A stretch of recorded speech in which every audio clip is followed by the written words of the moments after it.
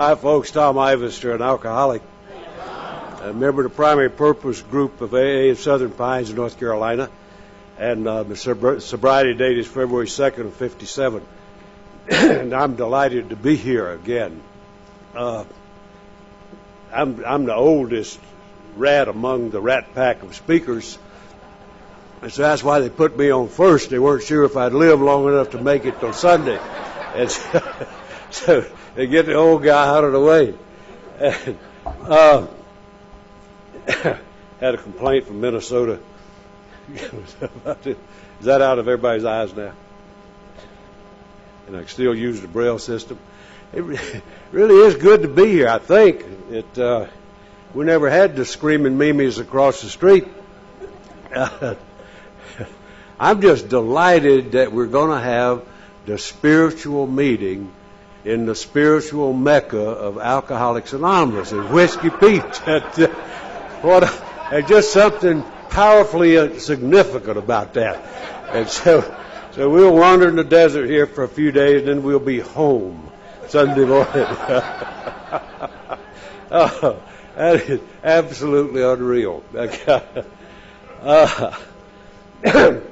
going to have a good time here. Is that still working?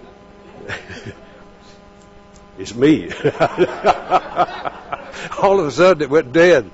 We're going to have a great time. I know all of the folks that are speaking.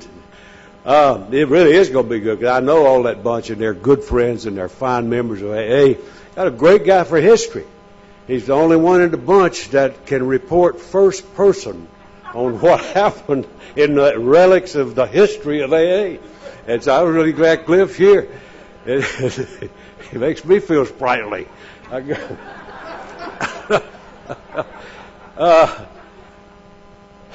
What I'm supposed to do is get us dumbed down and anchored as we start to launch into a spiritual high. And that'll be my job, to sort of keep it down to earth. I was thinking, if it's possible, it sounds a little bit sacrilegious, but it is possible, I believe, to get lost in the book, so that we get to thinking the book is the way of life, that we live in the Holy Grail, and don't recognize that the book is about how to get out and get with it in life. And I know people that are just absolutely brilliant about the book that couldn't cross the street without an escort.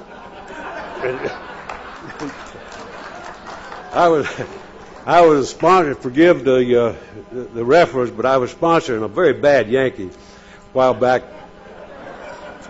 from New York, worst kind. I knew it, hear it from the Brooklyn side. No, good buddies there. But there is just kind of an edge to New York people. You don't have to tell you where they're from. You know, as soon as you meet them, where they're from. And so I was sponsoring this guy, trying to. And it was almost like sponsoring the Energizer Bunny. He was just jumping all over the place. And he just went from one crisis to another. So he called me up one day, and he had his crisis of the month. And I don't remember what it was. He probably doesn't either. And it was just absolutely one of those live or die situations. He said, man, I got to talk with you, and I need to do it now. And I said, well, okay, come on over. So he comes in, and he goes into the histrionics about the latest misadventure. And when he got toward the end, he said, where do you think I ought to be working in the book? And I said, nowhere. And he said, startled, what do you mean? Aren't all the answers in the book? I said, well, of course the answer's in the book. But I'll tell you something, Tiger. You know more about that book at 3 o'clock in the morning than I do at high noon. The book isn't about knowing the book. It's about living the life that's laid out in the book. So you don't need to learn any more stuff. You need to put it into your life. And so that's what I'm talking about. Thank you for that applause. That was That was a rousing ovation. Me and you, the only ones. I'm glad you're alert, girl. But that's true. I mean, you can get so caught up in it, you think that's it. And it's a textbook. That's like thinking a textbook is an education. Ain't nothing till you use it. And so, anyway, it can happen like that. It can happen in steps. Yeah, I know some people in the program many, many years who do steps in perpetuity. I mean, it's just sort of a repetitious practice, and they're free to do that. But it can be a velvet trap. I think probably the best delineation, this part about dumbing down process, I think part of the delineation of that is in that well quoted now preface in the 12 and 12, where it says something like this: our steps are a group of principles, spiritual in their nature, which, here it is, which if practiced as a way of life will expel the obsession to drink. It'll cast that sucker out. It will expel the obsession to drink and enable the sufferer to become happily and usefully whole. To me, that's an important message. That is not about mechanically working on me ad nauseum. It's about getting to a point that I can practice the program of recovery as a way of life. I don't mechanically work steps. I live steps. I live by the steps of Alcoholics Anonymous. I live by these principles. And usually when I visit a step to study it, it's when I'm getting ready to do a workshop or something, just to make sure I still remember what's written in there. And but otherwise, it's about a way of life. And it's not about getting into studying me and fixing me from now on. You know, it's about a whole different outcome, and that's how to become of maximum service, usefulness in God's world. And so that's one of the reasons that I always approach intensive work in the book with some mixed feelings about whether we over-romance that and at the expense of getting into the real delivery of the program of Alcoholics Anonymous. So with that caveat, then we'll get into studying intently what we're going to do here. Let me take it one notch further, a little different direction. We have podium problems. We have everything sliding off here but me.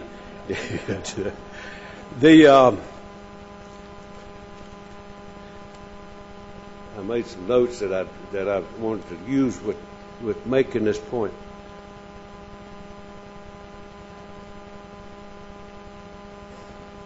Well, I know I made them. Oh, yeah.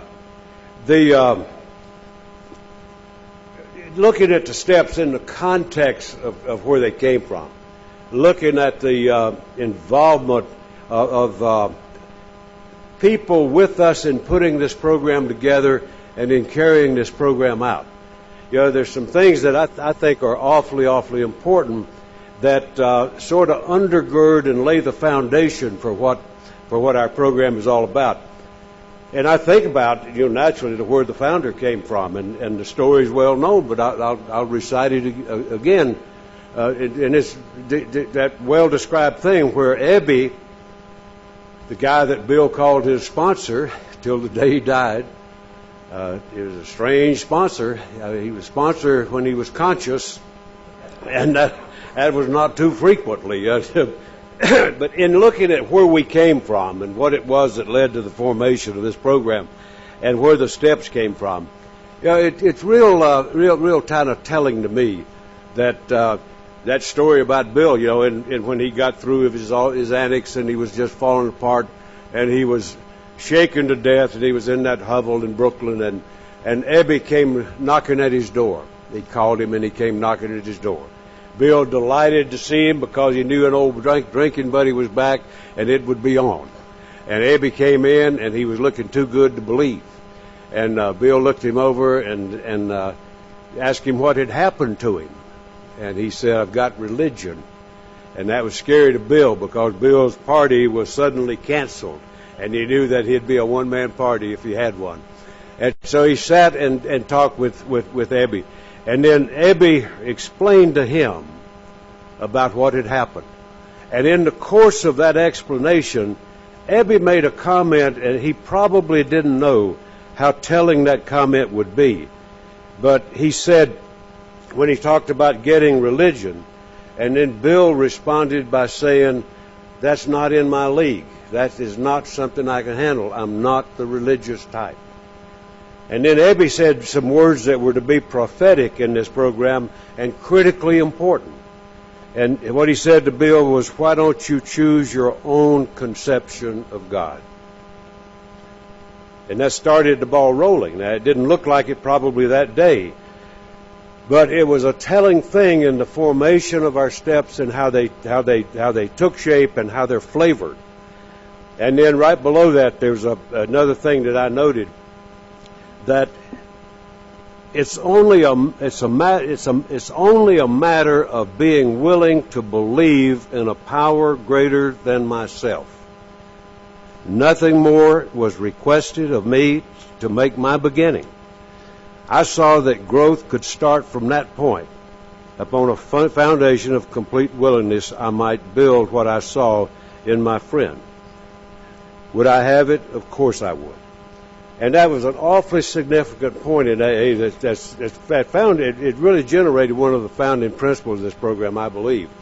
And it was the kind of thing that opened the door for me, because had it not been for that exact kind of language, I would have never stayed here. I would have never been able to stay here, because religion was not in my repertoire of things that I was involved in. And so people like that, when we think about, sometimes when we talk about the steps, we make it sound like Bill went up on the mountain and brought down the stone tablets. And not exactly the case. Really kind of we don't talk about it a whole lot, but it was a little bit of a snap job. Now, when it came time to write the steps, we had 6 of them pretty well in place, plagiarized from the Oxford group with full credit. But the steps are essentially the formation of our 12 steps. And then what Bill did was take those steps and expand on them. And so when I think about that interaction of the formation around the steps and the people that were involved, here we got a totally unsuccessful alcoholic who was never a winner in this program. He never had recovery. He had periods of survival. I met Ebby. I hate to admit I'm that old, Cliff, but I met Ebby, and he was not a handsome beast. I swear. That boy, I mean, you could diagnose that sucker a block away. He looked like a drunk, and he talked like a drunk. He was a drunk, but intermittently he'd come up for air, you know. In the course of it, he did that good work with Bill. But beginning with him, you know, that our interaction with people who flavored our steps, who flavored the development of our core program in this deal. And you think with me about some of the folk, and God knows you could catalog a ton of them. I just jotted some in a hurry. I didn't think I was ever going to get here. You ever tried to leave Las Vegas in rush hour with a Texan that doesn't know where he's going?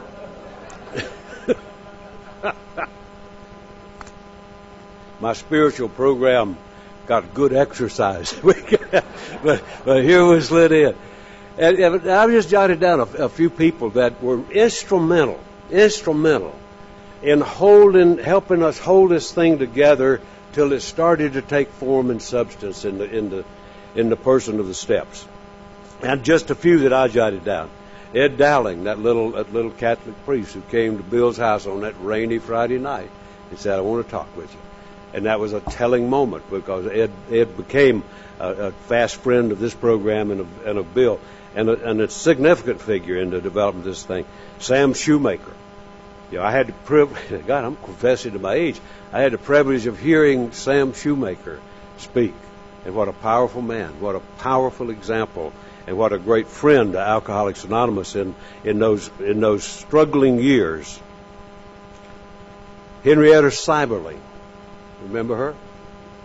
Here's a, to say it mildly, an upper class, not upper middle class, upper class lady in the city of Akron, and she gets a drunk on the phone who wants to help another drunk. And she had enough spiritual oomph, insight, and knowledge to say, well, I think I know somebody we can get. Had it not been for Henrietta Seiberling, that date would have probably had a much different kind of look than it did. And what a tremendously important thing that was in our coming together. Tonk, that pastor who answered the phone when Bill was making that call, that historic call, of saying to somebody in language this world had never heard, I'm a drunk from New York and I need another drunk to talk to. That would have sounded goofy to the average citizen. It would have sounded goofy to me. I thought, well, you got anything to drink? Yeah, man, I'll be right over. Yeah, but this guy had the moxie and he had the connection to make something happen. I tell you something, if you, I know that many of you have been. If you haven't been to Akron, if you haven't been, if Gail can tell, oh, there she is. Gail can tell you about it, and she can tell you all of the ways to get through and get everything done quickly and effectively. But I'd been going to Akron for a few years. Never had been into the Mayflower Hotel, where Bill made that phone call to Tonk and started the ball rolling that culminated with us being here tonight. And I never had been in there, but I was making a tour, going around. This was before Dr. Bob's house or any of that stuff. And the Mayflower was not open to free-flowing traffic. And so I'm down there with an enterprising young alcoholic. And he said, you want to go in the Mayflower? I said, you can't, man, it's closed. He said, watch this. I knew something was coming. And so this cagey drunk waited till somebody came out, reached over, grabbed the door. Here we go. We walked in. And if you go to Akron, let me implore you to do something that will fit you similar to what I did, because it was a special moment in my life. I was a guy, I've always been a reader and could visualize what was happening in Alcoholics Anonymous in those days. And I came in far enough back that a lot of the actions of those days were still very, very much alive and well and underway. And when I walked in there, that was a special moment for me. I didn't have any conversation with the guy. He just told me where the phone booth was. He told me what the other place. And back then, there'd been nothing done to memorialize the place. And so I'm standing in, it's not the lobby as we know it, but we call it the mezzanine, the kind of a next level up, where the action happened. And so we're standing there, and this virtual reality we talk about a lot now, of sort of bringing something alive. I'm looking at this, and I started to relive what I felt that Bill lived that vital day. I didn't have to use a lot of imagination because I've been in exactly that spot.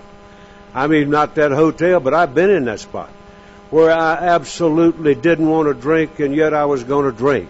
And in the balance, I never had the insight or wisdom or inspiration to make a phone call. And I always went into the bar. So I didn't have to imagine what that felt like, to stand there by the door and listen to the clinking glass and know the ease and comfort that comes from a few drinks, eh? Yeah. And so that's what Bill was doing. And I did, role played in a way. I did what I truly believed Bill did that day. I went over and stood by that, what had been the bar. It was then some kind of an office, but I tell you, I don't care what you do to a bar, that sucker's going to be a bar. I mean, you put an altar in there and a baptismal, but it's still going to be a bar. I don't care what to do to Whiskey Pete's. That sucker is always going to be Whiskey Pete's. And so I stand there and I'm feeling the feeling that Bill felt, because I know that feeling. I know that desperation. I know that hanging on in crisis that you couldn't explain to anybody. I knew that.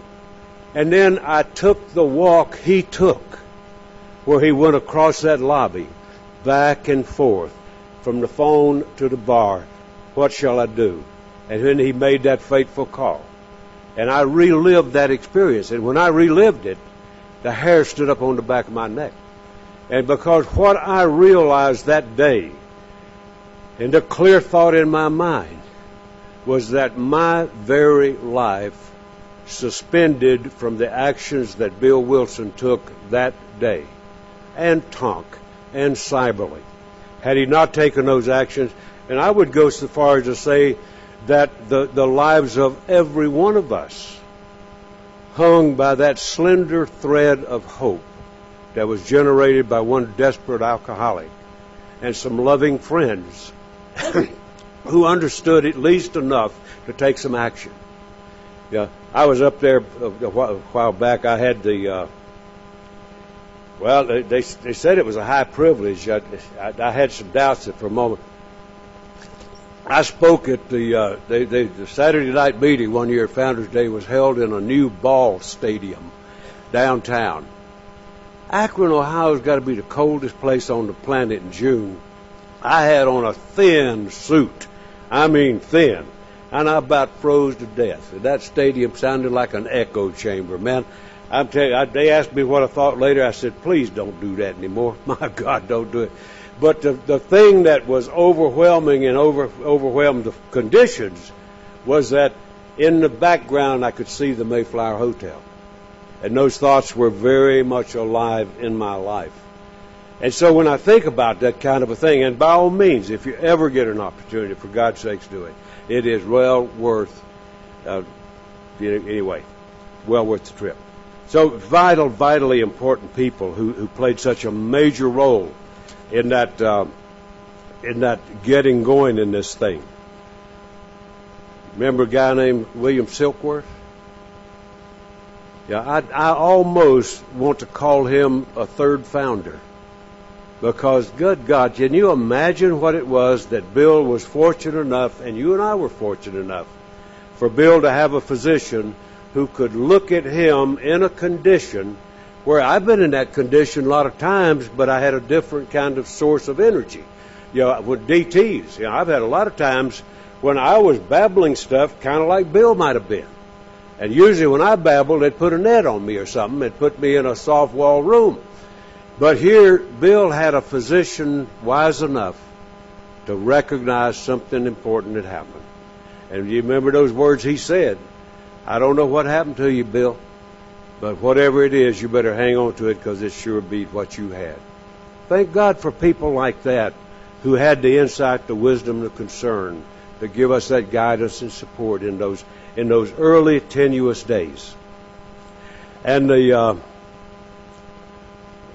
last one is Firestone. Yeah, he didn't help us write the principles except in one way. He was the guy that introduced us to this principle of self-support.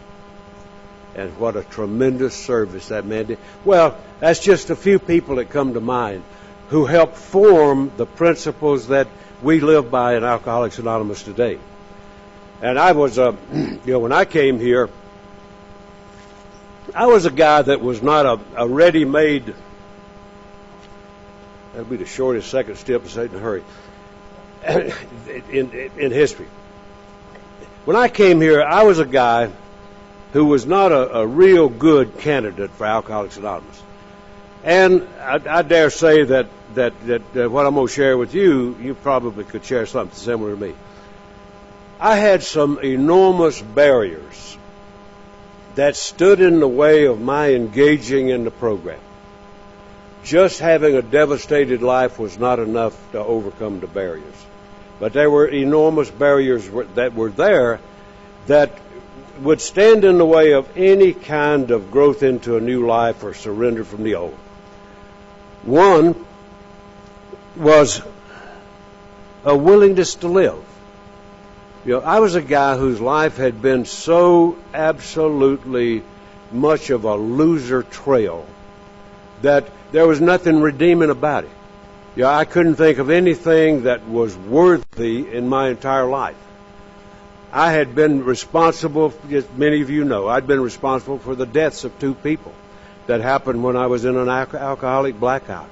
And so I had a legacy not only of shame in terms of my performance, but of unbelievable remorse and shame for having committed such a tragic thing in life. And what that produced, all of that culminated in a guy that, my first deal was not whether to be sober, not whether to be spiritual, but whether to live. Because I absolutely felt guilty with every breath I took.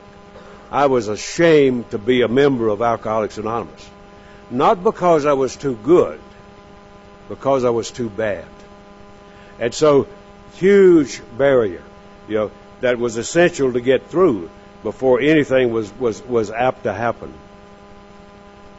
Overwhelming sense of guilt was a barrier, a real barrier, so full of guilt and shame that I couldn't ask anybody for help. My God, that was just would have been unthinkable for anything like that. Overwhelming sense of guilt, and not a motivating factor at all. Ignorance of the illness. I knew absolutely nothing about alcoholism. Now, a lot of people thought I did because a lot of them thought I had it. But I wasn't one of the crowd. I'd been, every time I'd ever been captured in my life, and I got captured a lot of times in a lot of forms, in hospitals and psych wards and jails and marriages and, all of the pitfalls of alcoholism. And And every time I got captured by anybody, learned scientist or fellow human, but I was always found to be not a real fancy catch by any of them. But always diagnosed me as alcoholic. That didn't mean a thing to me. Now, I came into AA just behind when the American Medical Association started to emerge and make sounds like alcoholism is an illness or disease. And that had just started. But you can hurry up and believe that just because the American Medical Association uttered something didn't change any belief patterns in this country. Alcoholism, when I came into AA, was a moral issue, universally. The moral issue. It wasn't a sickness. There was nothing wrong with alcohol. I was sorry. It was a moral issue with me. When I first started sitting in meetings of Alcoholics Anonymous, people talking about AA being, alcoholism being an illness, I found that an almost embarrassing, awkward concept. What on earth is an illness about getting drunk? It made no sense to me. So I was I knew possibly two alcoholics with all the people I drunk with. One of them was a guy named Black Cat, more than his name, but every drunk gets named something. And his name was Black Cat McGinnis. And first time I ever heard the word alcoholic, I knew that's what he was. Yeah, whatever it was, he was it. And that guy, he was lived in my neighborhood when I was just a little boy. And he was just a bad drunk. And when he'd get drunk, he'd go into DTs, he'd wander around the neighborhood, and he was always talking about seeing big black cats, balls of fire, stuff like that. Us kids used to follow him around. It was the best entertainment in town. We'd follow Black Cat, see what he's going to do next, and he's performing his tricks in town. But I knew he was an alcoholic. And the other one was a guy from Illinois. Well, I started saying his name, but he's got to be dead. But in case he's not, even if not, I'm not going to tell on him anyway. They had a weird name. And bad drunk, God knows. He and I were on extra duty one time in the Army, and they were having him mow the grass. And they had him chained to a post.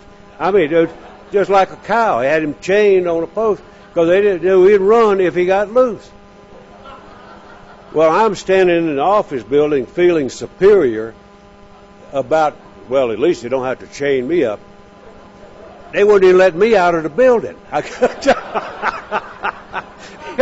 I always think, would it be something if that guy's over somewhere in the Midwest tonight saying, I didn't know but one alcoholic in my life. It was a guy named Ivester. That's so. I knew he was an alcoholic. But I mean, none of that stuff fit me. I did a bit more believe I was an alcoholic. That's a huge barrier. It's hard to get hungry for a solution to a problem you don't have. And so it was a real barrier to this thing. I had a great fear that it might work. I really did. I was 24 years old when I got here, and I thought, well, my God, what if this thing kicks in and works? Here, I'm going to be stuck with sober for a long time, maybe. I mean, come on, man. That was not appealing. And I thought, what on earth do people do who don't drink? I mean, you talk about dumb, glum, and boring.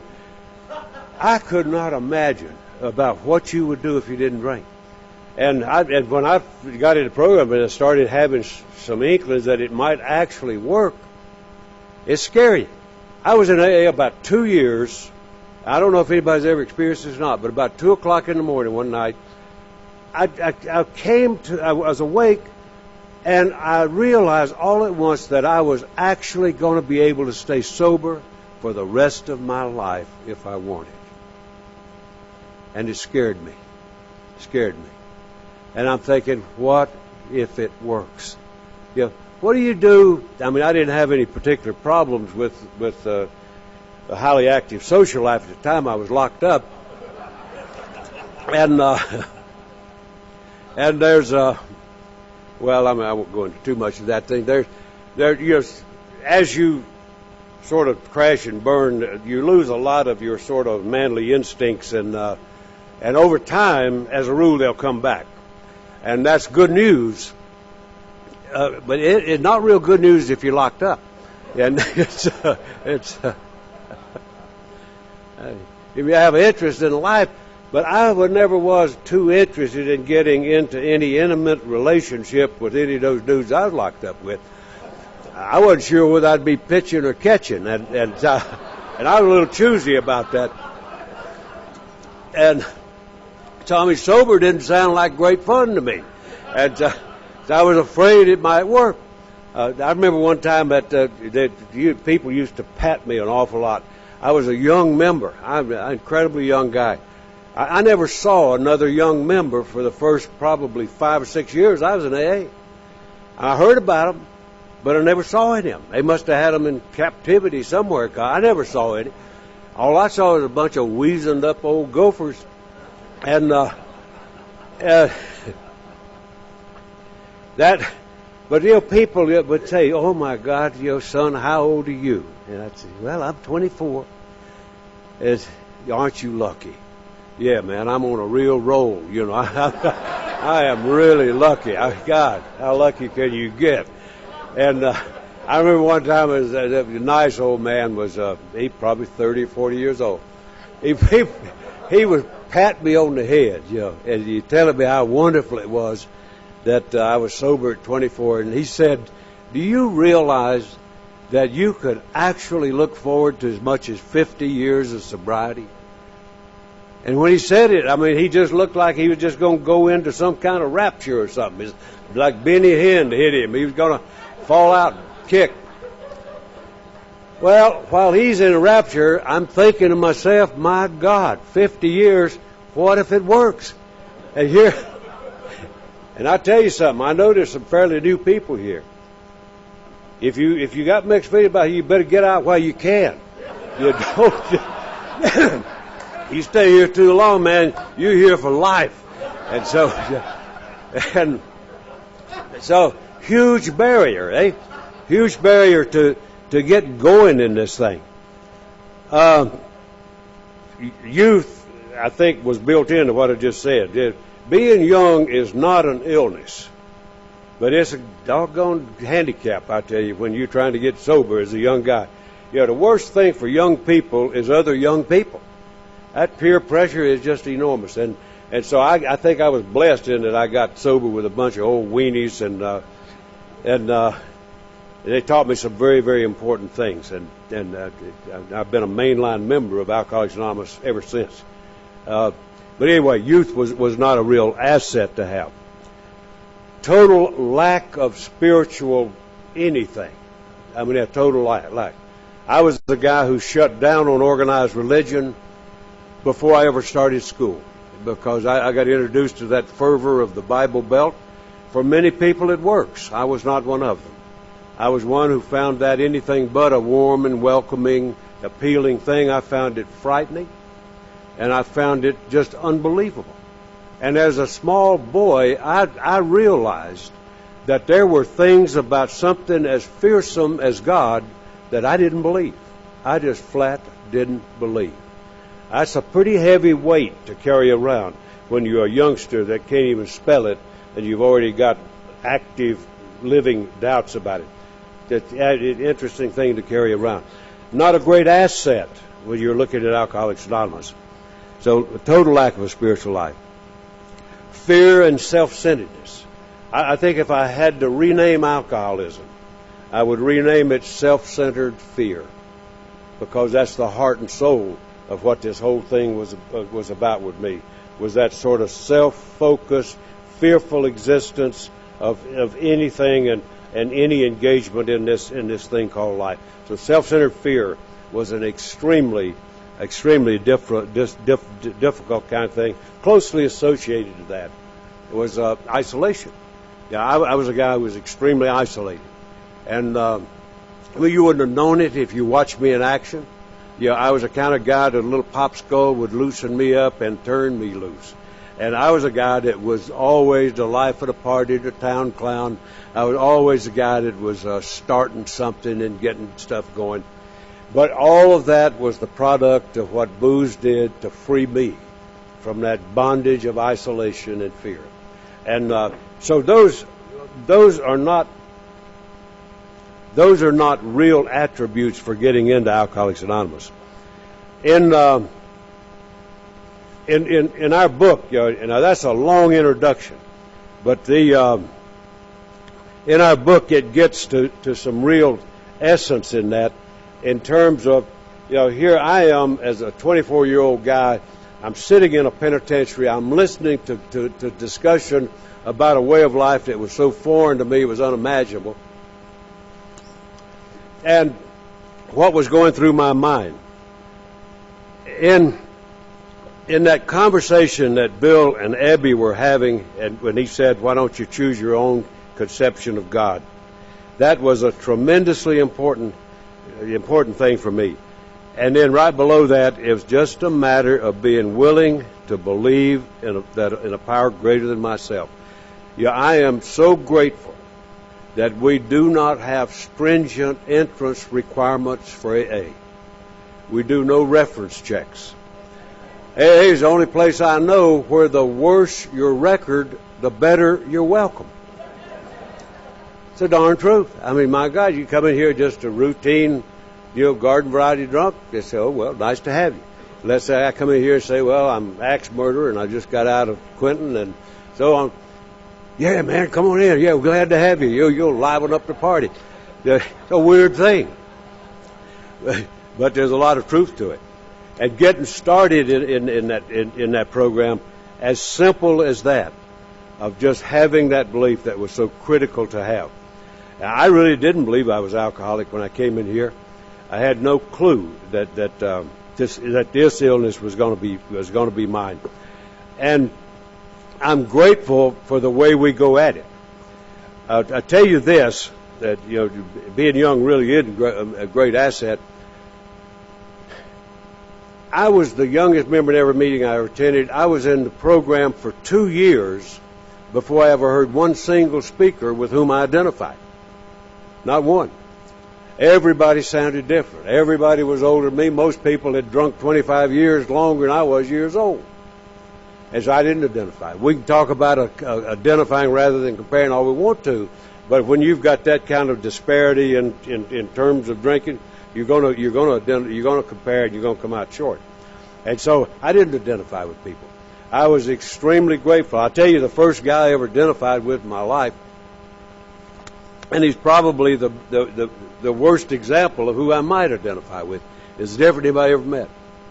There was a big old boy, and I've talked about him a million times, a big old boy named Lou from Detroit.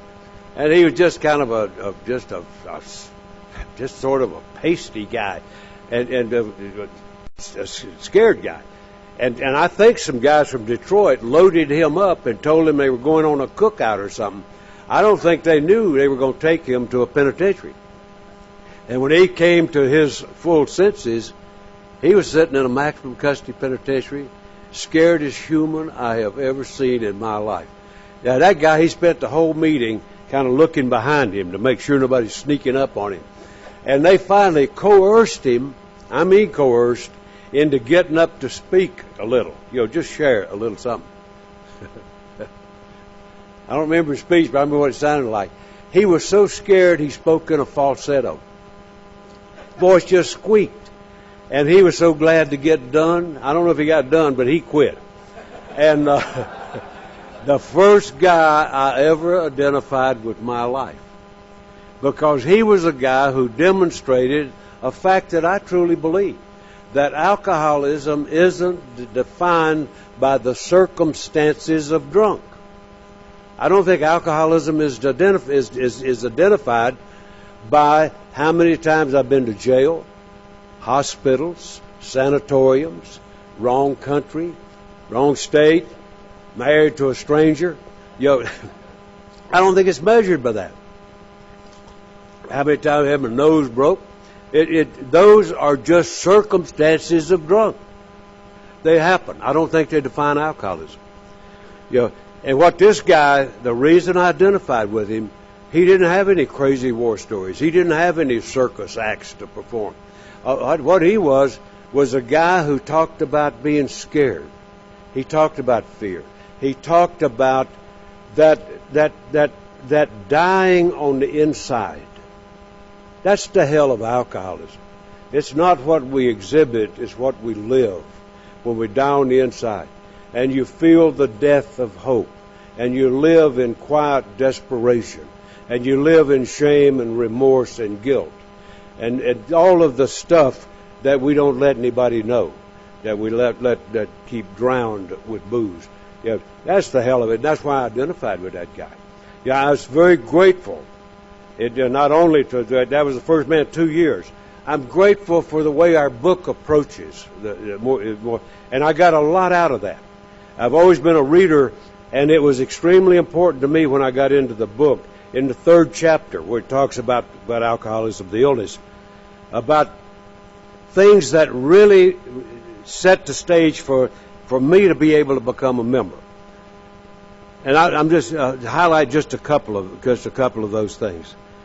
The idea that somehow, someday, he will control and enjoy his drinking is the great obsession of every abnormal drinker. The persistence of this illusion is astonishing. Many pursue it into the gates of insanity or death. We learned, and I came perilously close to that as a young man. We learned that I lost my place. We learned that we had to fully concede to our innermost selves that we were alcoholic. This is the first step in recovery. The delusion that we are like other people or generally may be has to be smashed. We alcoholics are men and women who have lost the ability to control their drinking. We know that no real alcoholic ever recovers control. Now, those were words that were to become the centerpiece of my life. I'm somebody who really, I don't believe, I know about illusion and delusion. That was what my life was about. I was a guy who lived in a world that looked as unreal to me as could possibly be. I was a guy who had the delusion of that I simply could not identify the troubles of my life with my drinking. For example, what I'm talking about, how many times I would come to in the latest wreckage of the past, whatever it was. Like the time I came to married to that woman. I didn't even know the woman. At all. And I tried to get acquainted, ask her who she was. And And she said she was Mrs. Ivester. That's a rude awakening. Rude awakening. I didn't mean to do that. She did. I mean, she didn't even drink. My God, I don't know what was wrong with her. Desperate, I think. But not desperate enough to keep what she got. So we had a wonderful 3-month marriage, and is that stupid or what? I mean, my God, that's just weird. The delusion. But now that stuff and waking up in that kind of mess, waking up in some blind pig, blind pig for the uninformed. That's a Detroit term. I don't know if it's gotten out to the rest of the world or not. But blind pigs is go where you're crazy enough to go when there ain't nothing else open. And that's and blind pigs is where I often wake up in the latest mess of whatever I was in. And every time I would come to in that mess, my reaction would always be the same. You've done it again. You've done it again. And I never not one time, identified my being where I was to taking the first drink. I never connected it. I never understood that there was something happened to me when I took a drink, that I wound up like that. When I would come to, my thoughts would not be, you shouldn't have started drinking. My thoughts would be, you're no good. That pitiful, incomprehensible demoralization that goes with that would lead me to the conclusion that I'm just worthless, irresponsible, undisciplined, all of which had some truth in it. What I didn't know was that I'm the guy, if I take a drink, I can't predict what I'll do.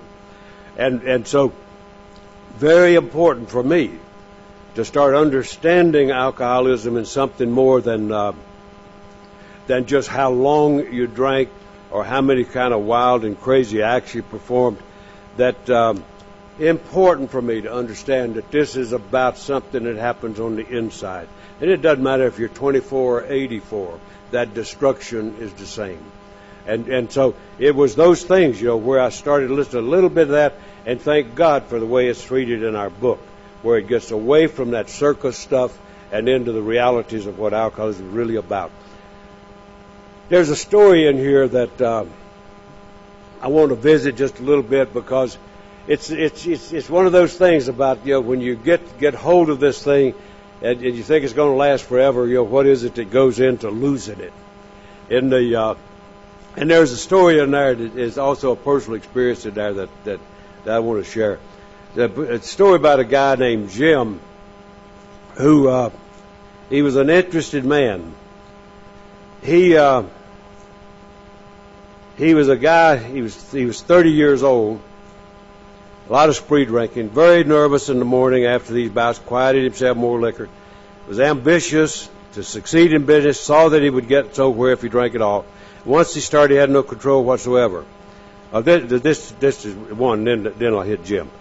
This is that notion. Some people think of alcoholism as that if you stop, the alcoholism continues and all that. The story of this story to me is the fact that it doesn't go anywhere. It's a permanent condition. And this guy was a businessman. Once he started, he had no control whatsoever. He made up his mind that until he had been successful in business and had retired, he would not touch another drop. An exceptional man. He remained bone dry for 25 years and retired at the age of 55.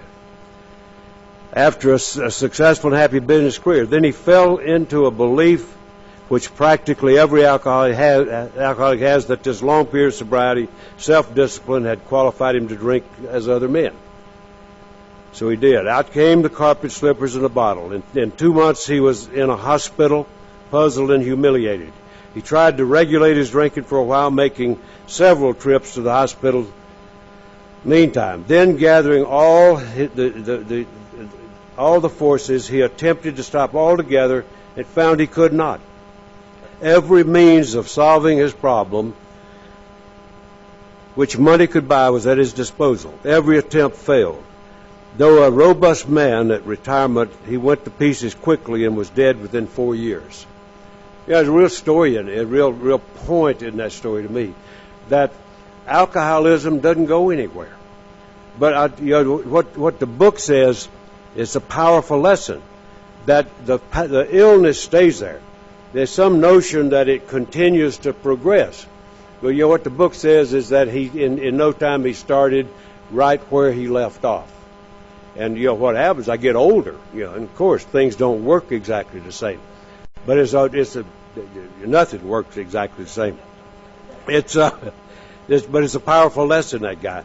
And then there's another example of a guy that had a personal experience like this. There was a guy, Jim, and this fellow had a good family and so forth. Inherited a lucrative automobile agency. Had a commendable World War record. A good salesman. Everybody likes him. An intelligent man. Normal so far as we can see, except for a nervous disposition. I know about that. He did no drinking until he was 35. He's a slow learner. In a few years, he became so violent when intoxicated he had to be committed. On leaving the asylum, he came into contact with us. Told him what we knew of alcoholism and the answer we had found. Made a beginning, his family was reassembled, and he began to work as a salesman for the business he had just lost. Here's what's happening to this fellow. Started to work for a business that he just lost through drinking. That's a tough adjustment. All went well for a time. Then he failed to enlarge his spiritual life. To his consternation, he found himself drunk half a dozen times in rapid succession. On each of these occasions, we worked with him, reviewing very carefully what had happened. He agreed he was a real alcoholic in serious condition, knew he faced another trip to the asylum if he kept on high. Moreover, he would lose his family for whom he had great affection. Yet he got drunk again. We asked him to tell us exactly how it happened. This is his story, and it's an interesting story of an alcoholic. I came to work on Tuesday morning. I remember I felt irritated that I had to be a salesman for a concern I once owned. Bet it did. Had a few words with the boss, but nothing serious. Decided to drive, this is alcoholic thinking. I decided to drive into the country and see one of my prospects for a car. Good stuff. On the way I was hungry, so I stopped at a place, just so happens, where they have a bar for a sandwich. I had no intention of drinking, of course. Just thought I'd get a sandwich.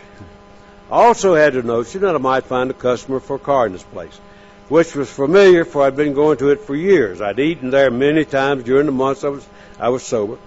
Sat down at the table, ordered a sandwich and a glass of milk.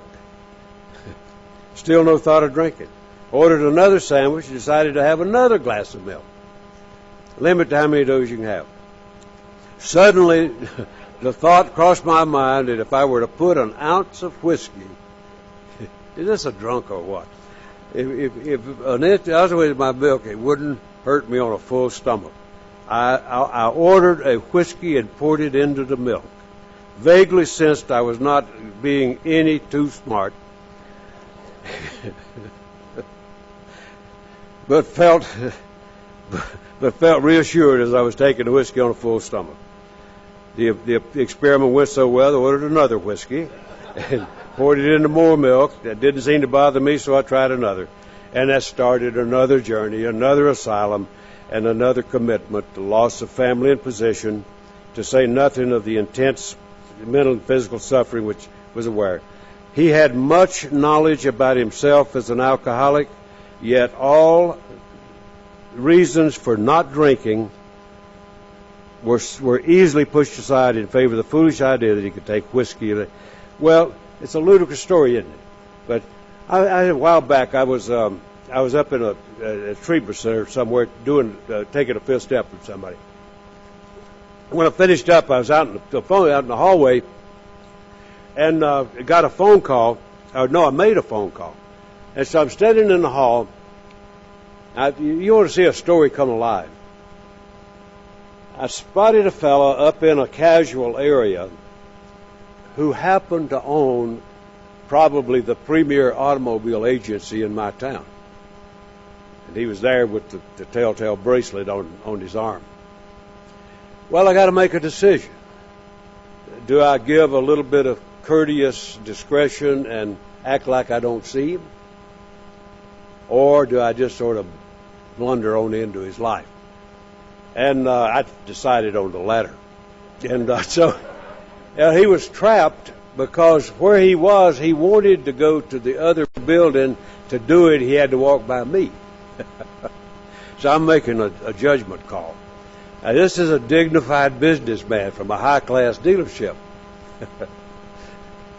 He started walking by, and I just reached. I knew him just enough to, not much, but I knew him enough to grab him. I just reached out and took his hand. And so he's standing there like a child. And I'm holding his hand while I finish my conversation. And he's standing there with his head hung down. And so when we got through, we talked a little. And when he went back, he wrote me it was not a letter per se, it's like prose. He wrote kind of a prosaic message. And he called it The Hand in the Dark. And what he described was how meaningful that was. That somebody reached into the darkness of his life and gave him something to hang on to. That you don't know. I mean, nobody trains you how to work with alcoholics. If you've been there and you've got the experience, you know what to do. It's a God-given instinct. And you don't have to worry about it. We'll intuitively know how to handle situations. That fellow died sober. And wonderful thing, but every time I read that story, I think about that guy and a million other experiences that I've had. And so there were many things that interfered with this old boy going into the program. And those things of getting into that place where I knew at the depth of my being that I was alcoholic. That happened to me and got it to the period of finality in my fourth step. You know, the first three steps got me into, and it all combined got me into the thing where I knew I was in trouble with booze, but it was at an intellectual level. When I did that fourth step, it became depth to the pit of my soul. When I got through with that inventory, I knew, without any question whatsoever, that I'm alcoholic. Period. Not the young guy, not the whiz kid. I'm alcoholic. Period. And I'll tell you something, 50 years later, I have never doubted that for 1 second. Yeah, I think what happens when it goes deep like that, and where I truly, like it said a little earlier, I concede to my innermost self. I'm alcoholic. I have alcoholism.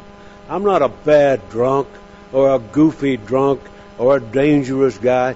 You know, I'm the only danger to me are the offshoots of my illness, of what I do in the throes of my illness. But when I got to that point, I was done. I am deeply grateful for that because I believe what that does is gives me the long view of sobriety. I'm not somebody who worries about crisis because what this does is gives me the long view. I'm a guy who wants to stay sober for the rest of his life. And I can do that one day at a time if I use these tools and practice it as a way of life. And that was the thing that was resoundingly important for me to get to a point where I absolutely knew that I wanted something. And then I'm going to visit because my contract calls for second step. I'm going to visit. I'm such a fast talker that I just buzz through stuff so quick. But I'm going to visit it anyway because it was a critically important step for me. And I'm going to forego a bunch of the reading. I'm just going to share with you some what is it with this guy? You know, I'm a guy, as I mentioned earlier, I was a guy who was totally shut down on organized religion. I mean shut down. And I'm not talking about I had mild discomfort. I was somebody, if it had a cross on it, you wouldn't see me on that side of the street. I mean, I just flat shut it out. And I wasn't angry. It was just that I just didn't buy into that and absolutely kept my distance. I promised when I got big enough to get away from Mama, have her quit dragging me to church, that I wouldn't go anymore and it wouldn't be bothered with me. I was sober in recovery for 11 years before I ever walked into a church. I'm a member of one now. I don't think they know it, but we're the Methodists, and the Methodists, we change. We do more rotation in the Methodist Church than AA does with our trusted servants. And we rotate. By the time you get a minister trained, they move him somewhere. And it's always been amusing to me about most every time we change ministers, they come see me. Because they know the name's on the book. But they come see me, and they want to talk about, courteously, about, well, it's sure nice to meet you, and we know that you're in the fold, but we don't ever see you. I said, well, that's why I'm busy. And they always ask me what I do, and I always tell them that every Sunday, just about every Sunday, I'm doing something like you. It's a different deal, but I'm doing something like you. And I tell them what I do. I have never had a single one even pose a question. I've never had a single one do anything other than smile and say, keep on getting it, big guy. Keep on getting it, in whatever words they use. And so, I have no real uneasiness about that. But that's who I was when I came here. Now, I was somebody who was not seeking a spiritual solution. I tolerated the fact that there happened to be one. I mean, they call this a spiritual program, but I swear to God, it looks awfully religious to a guy that's geared like me. I know when I walked into my first meeting, I was kind of braced because I figured they'd go into some kind of a religious celebration of some sort and burn candles and incense and smoke, and I knew it was coming. So I walk in gingerly, you know how you just kind of like going swimming in cold water.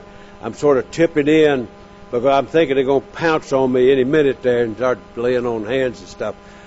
And so I walked in and sat down. First thing we did was pray. Now, it wasn't a long St. Francis prayer. We got to that later. But it was just that little old serenity prayer that we opened so many of our meetings with. And now we close a lot with them, too. But that's what it did. Now, while they were praying, I was saying to myself, see there, I knew it. Here we go. Won't be any time for it. Deep dipping's going on. And so I was really nervous. I read a bunch of stuff. It looked awfully religious to me. And so I was uneasy. I had that, what they call approach avoidance behavior. I knew it was a spiritual solution. I knew I was a guy in a lot of trouble. I knew I needed help. But I had an aversion to going to anything. If something said third step, I'd be like the guy wanting to go see the crocodiles or something. You want to go in there, but you don't want to get too close, And so I would get drawn in, but I would be backing away at the same time. And so I was somebody who snuck up on that. And I am so grateful that our program says exactly what it does. Start where you are, not where you think you ought to be. Start where you are. And you have to explain it to anybody. Just like it said in what I read, find your own conception of God. That step gives great freedom, and with it great responsibility, because I've got to live with the choices I make. I'm grateful for that step. I'm grateful for it being exactly like it is. What that step says is, we came to believe. That clearly states a gradual process. We didn't suddenly discover. Some do. Not me. But we came to believe. What? That a power greater than ourselves could restore us to sanity. I'm not somebody who's an elocution engineer, and I'm not a word merchant. But I believe that the word "that" has enormous import in that step. Because what it does is change it from a concept to an action. Not just a belief that some global mystical cloud is over me, that there's something I believe in, but it's very specific. Come to believe that a power greater than myself could restore me to sanity. Thank God for that. Thank God for that. The freedom and the responsibility to find the power that I can deal with. And I'll be ever grateful for that. That the first power that I ever believed in my life was the power that I sensed among the people in the first group to which I belonged. And that was the one in that penitentiary. I belonged to that group, And what I sensed in that group, and I'm not talking about collective power of a group. I'm not talking about that. I'm talking about a spirit that permeated and overrode that group that made us better than any of us were individually or collectively. There was something there. Part of what was convincing to me, I watched men who by their own description had committed acts of depravity and cruelty that defied imagination. And watch those self-same men become new people and become loving, caring folks who tended to other people. So I learned how the power works by watching what the people who claim the power did. There was something I sensed in that group. Now, I couldn't describe it, and I still can't. But there was something that I sensed in that group that was stronger than all of us, that I, honest to God, believed could guide me into restoration to sanity. I believe that power, as demonstrated in that group, could restore me to sanity.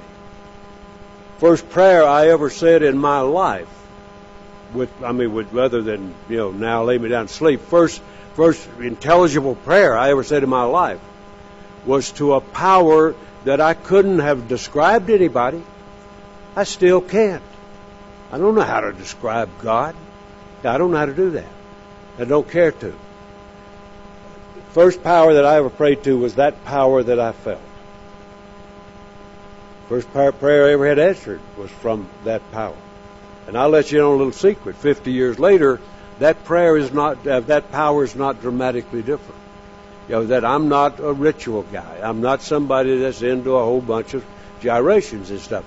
I'm somebody who practices a spiritual life on a daily basis. Just like that little preface I read, that the steps are a group of principles which you practice as a way of life. I practice a spiritual life. I've done the steps. I've done them many times, but I'm not a step mechanic. I practice a spiritual way of life as embodied in the steps every day of my life, unless I just am so cranky I forget it. But I try not to forget it. Every day of my life, I start out essentially the same way. And it's a simple deal. It's not a ritual because it'll come out differently. But I do three things. I do three basic elements of what I want to sort of practice my principles around. And what I do, and I love to do it at, my wife is here somewhere unless she's out sinning. She loves to sin. She may be out there losing the farm. I don't know. I'm a guy who loves running water. I just flat love it. Especially now in North Carolina, man, we're in a drought. I'd love to see some running water. But I love running water. I love waterfalls and a mountain stream that's just bubbling along. That's just an absolutely wonderful place. There's something kind of soothing and healing about that movement that goes on. So when I can, I wanted a pond in our yard, and my wife had no interest in a pond. She grew up in Saskatchewan, up in Canada, and a pond up there they'd think was a typhoon or something. Ponds were not in vogue in Saskatchewan, so she had no interest in that, but I did. And so I gave her a pond for her 33rd wedding anniversary. She said, "Good try, big guy." But she actually, I'll let her feed the fish now. I wouldn't let her feed them for a while. I thought she'd poison them or something. But she kind of likes it now. She'll sneak out there one. But when I can, if it's not just too nasty, I'll go out there and sit down by that pond. And that's what my spiritual life's like. I go out, sit by the pond, and I'll watch the fish do their thing. And they're just bumming around and doing what fish do. They don't really have a lot of... I read they only have a memory span of 3 seconds. God, life is never dull for them. It's always new. So they just wander around, bump into rocks and stuff. Can't remember where they are. But anyway, I watch them do that, and thank God I'm not a fish. They, and then I let the running water do its work. I don't know about you, but I have a hard time shutting down my mind. I mean, that sucker is racing. Now, I know it's been well over 50 years since I sucked up a bunch of speed, but I swear I believe it has lasting effect. I am a kinetic kind of guy, my God. So I sit down there and mine's racing and I'm working on the calendar, doing all kind of stuff. As I listen to that waterfall, and it just sort of takes it away. First thing you know, I start relaxing. And then when I get to a point where my mind is as clear as it's going to get, and I can focus, I ask my higher power to help me remember the absolute reality of who I am. And I'll guarantee you, this old boy has no illusions about who he is. I am a hopeless alcoholic. I am a guy who has a condition that I'm given to understand and do believe that 95% of the people on this earth who have it die of it. Those of us who find recovery are such an absolutely slim minority, it's barely measurable. We're a fraction of a percent of the alcoholic population. I'm one of them. I was given freedom in recovery from a condition that takes most people out, and I wasn't even looking for it. If it had been anybody handing it out on the basis of merit, I guarantee you I wouldn't have made muster. There's no way. And I've been given recovery, just freely given recovery from that hopeless condition. And I believe that. And so I thank my higher power for that gift. You know, I don't question why me. It's none of my business. My business is to take the gift and wear it well. And so the second thing I ask for when I feel properly appreciative and absolutely in touch with the reality of that's not some little song I sing. That's a feel that I want. And when I'm through with that, I ask my power to help me. If I'm so grateful, let me reflect it in the way I wear it. Let me reflect it in the way I conduct myself. Let me look like somebody who might even be remotely worthy of the gift, for God's sakes. Please help me not to be some crabby joker that's got no fun, no joy to share with anybody, to be discourteous and unthinking of people. Help me to wear it so that it looks like recovery is a good idea. A lot of people watch us, eh? I want to be somebody who makes recovery look attractive. I don't want people to say, my God, if this is what it's like, deliver me.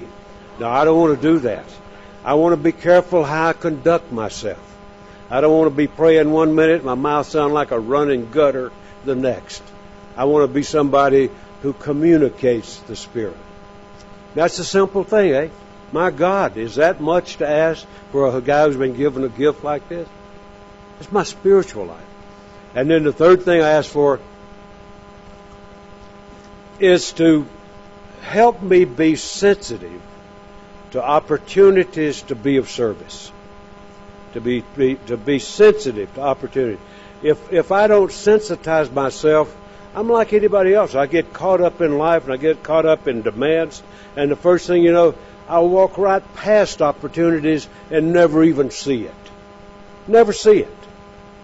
And you know how incredibly unappreciative that is, eh? And so I want to be, and I'm not talking about doing a heart transplant to everybody I see. That's not what I'm talking about. I'm talking about just a simple act of kindness. Simple act of kindness. Opportunity to be of service. I never go anywhere I don't have the opportunity. I fly all the time. I never make a flight. I don't have an opportunity to be of service. No, never. I never go in a restaurant. I don't have an opportunity to be of service. I didn't goose them. But my wife was with me, so I know I didn't goose them. But I kind of just messed with a couple of gals where we had lunch. Would have messed with them where we had dinner, but I didn't get any. So I ain't messing with it if I don't get any dinner. But see what I'm talking about? The opportunity to be of service. I'll just give you one example, right quick like, then I got to quit. So we're close. And I could give you a million. I tell you, it's absolutely unbelievable of the things that happen. I'll give you a recent one. I was in my little town. I was walking by one day at some little strip mall place, and there was a fairly well-nourished lady, I'll put it that way, that was, she was trying to load some stuff on a truck, and the barrels were almost big as her, and so I just happened to see it, since I'm sensitive to that, and I started walking, and I said, no, man, shoot. So I went over there, and I swear when I walked up, she got in the position. She thought I was mugging her or something. So she got squared off, like, what do you want? And I said, those things look heavy. She said, they are. I said, let me help you. And she looked at me, well, you're not used to that. So we grunted over those barrels. She let me lift most of it, too. I'd have to say that. And, well, now that's no big deal, is it? Don't you suppose she had a better day? Don't you suppose I had a better day? That's what the spiritual life is. You know, this program I said in the beginning, and I'm sure you remember all of that now. This program is about how to make me free and to make me be of useful service. It's not about me studying the nuances of recovery so that I can fine-tune my dialogue. That's not what it's about. It's about making these principles what I do. It's how I live. And a recovery that does not have an active service life, for my money, is a recovery that is short-changed. A group of Alcoholics Anonymous that does not have an active service life outside the building is a group that's shortchanged. Because I think what you're going to hear about it from these guys when they get into it this weekend. What I've done is just sort of talked about the starting blocks, about what it is that we're launching out. All of those barriers that I mentioned, I'm not the only one here that has them. I don't care where you came from. You had the same kind of barriers. You might have had a different frame of reference for them. But we all have barriers to overcome. What our steps do is guide us through the elimination of those barriers.